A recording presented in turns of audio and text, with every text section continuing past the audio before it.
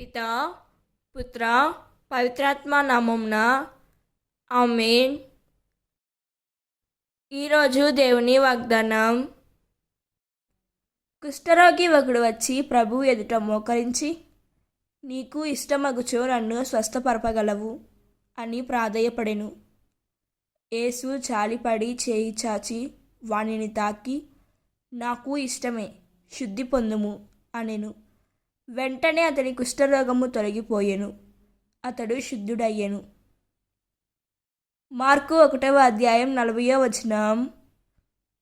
ఈ వాక్యం మనకు ఏం చెబుతున్నదంటే, కుష్ఠరోగి తన అశుద్ధతను దాచుకోలేదు.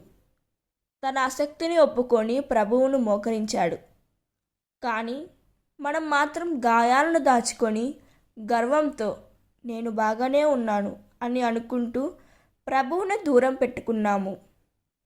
యేసు తాకినప్పుడు శుద్ధి వచ్చింది. కానీ మన హృదయాలను తాకనివ్వకుండా గోడలు కట్టుకుంటే స్వస్థత ఎలా వస్తుంది?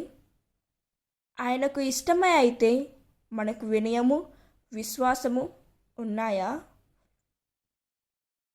దేవుడు ఈ వాక్యం వింటున్న ప్రతి ఒక్కరిని దీవించునుగాక. ప్రార్థన.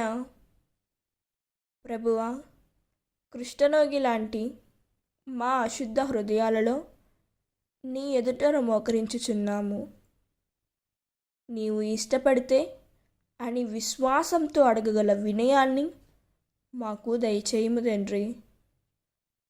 మమ్మల్ని తాకుటకు నీవు భయపడినట్లే నీ చేతిని మా జీవితాలలో పనిచేయనివ్వగల ధైర్యాన్ని మాకు ప్రసాదించుము యేసయ్యా. మా పాపకృష్టాన్ని తొలగించి మమ్మల్ని సంపూర్ణంగా శుద్ధి చేయుము. నీ కృపతో, నీ జాలితో మమ్మల్ని నూతనులుగా చేయుము. ఈ రోజున కుష్ఠరోగంతో బాధపడుతున్న వారిని మీరు జ్ఞాపకం చేసుకురండి తండ్రి.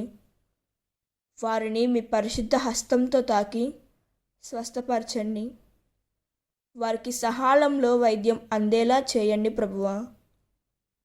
ఈ రోజున మా పనుల్లో, ప్రయాణాల్లో తోడుగా ఉండండి. మాకును మంచి ఆరోగ్యం దయచేయండి.